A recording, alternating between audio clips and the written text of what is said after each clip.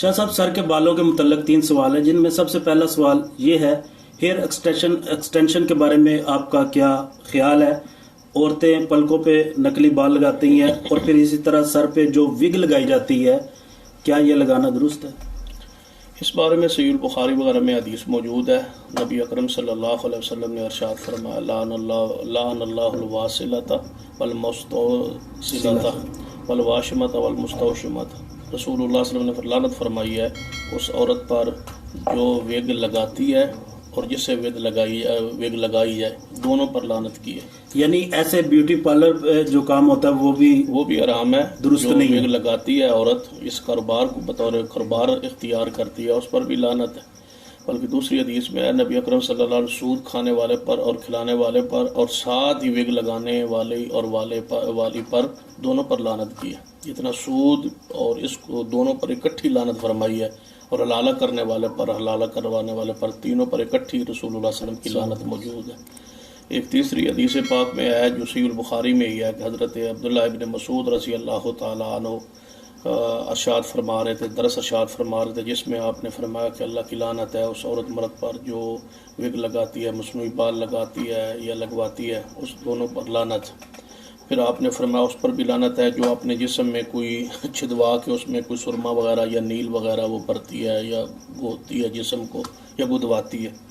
اسی طرح اس پر بھی لعنت ہے جو اپنے دندان کے رگڑواتی ہے تاکہ وہ اس میں سوراخ نظر آئے، خوبصورتی محسوس ہو، اس پر بھی لعنت ہے، مرد ہو یا عورت ہو، کسی پر بھی ہو۔ تو قبیلہ بنو اسد کی ایک عورت تھی سیدہ ام یعقوب رضی اللہ تعالیٰ عنہ، ان تک یہ بات پہنچی تو وہ تشریف لے آئیں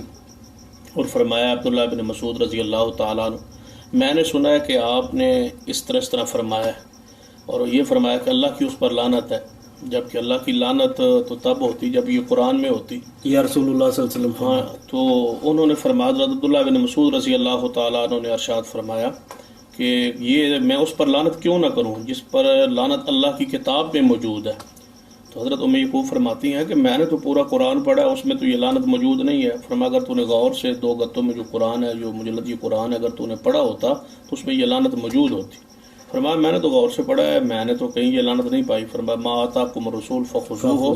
وما نہاکم عنہ فانتہوا، کہ جو کچھ رسول اللہ صلی اللہ علیہ وسلم تمہیں دیں وہ لے لو، جسے روکیں اسے رک جاؤ۔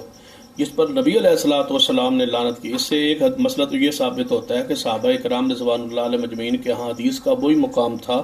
جو قرآن کا مقام ہے۔ حدیث سے جو چیز منع ہوتی ہے وہ ایسے ہی سمجھتے تھے جیسے یہ قرآن میں منع ہے، جس کا حدیث میں حکم ہوتا ہے ایسے ہی سمجھتے تھے جیسے